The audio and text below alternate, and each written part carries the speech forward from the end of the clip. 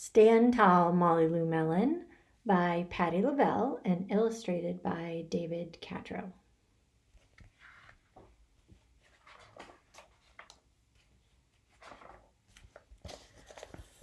Molly Lou Melon stood just taller than her dog and was the shortest girl in the first grade.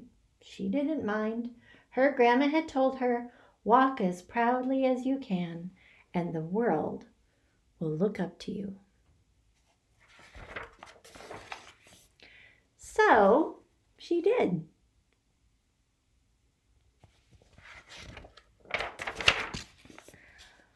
Molly Lou Melon had buck teeth that stuck out so far she could stack pennies on them. She didn't mind. Her grandma had told her, "Smile big and the world will smile right alongside you." So she did.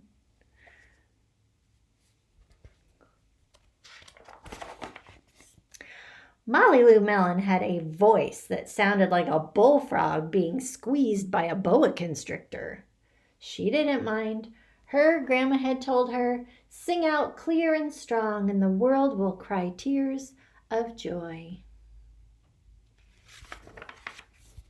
So she did.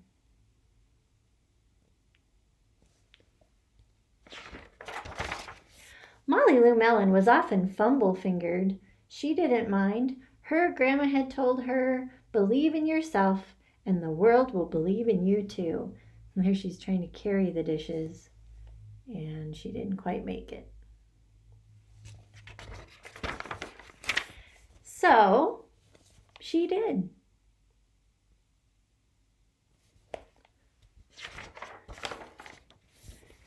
Then Molly Lou Melon moved to a new town.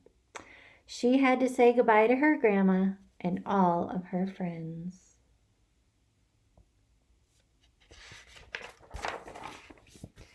And start in a new school.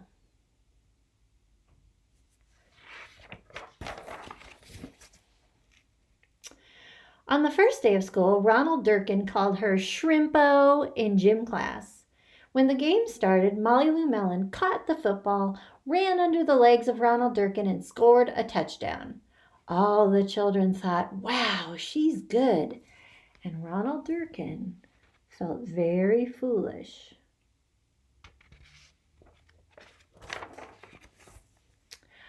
On the second day of school, Ronald Durkin called her Bucky-Tooth Beaver. Molly Lou Melon took out her pennies, stacked 10 high on her teeth, and smiled as big as day. All the children smiled with glee, and Ronald Durkin felt very foolish.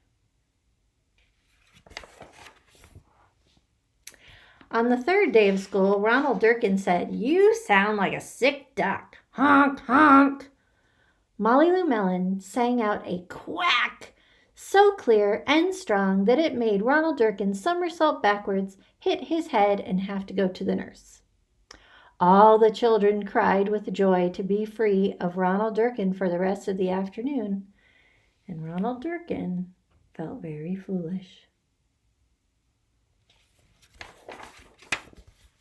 On the fourth day of school, Ronald Durkin said she'd made the snowflake all wrong.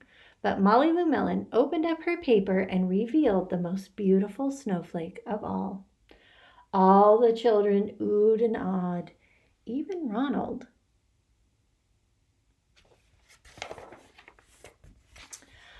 On the fifth day of school, Ronald Durkin brought Molly Lou Melon a stacking penny for her tooth and smiled at her.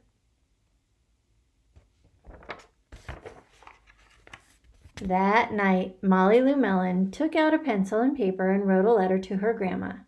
"Dear Grandma, I wanted to tell you that everything you told me was exactly right. Love, Molly Lou Melon." And then if you look, let's see here. You see how small her grandma is? She might know some things. And that is the end.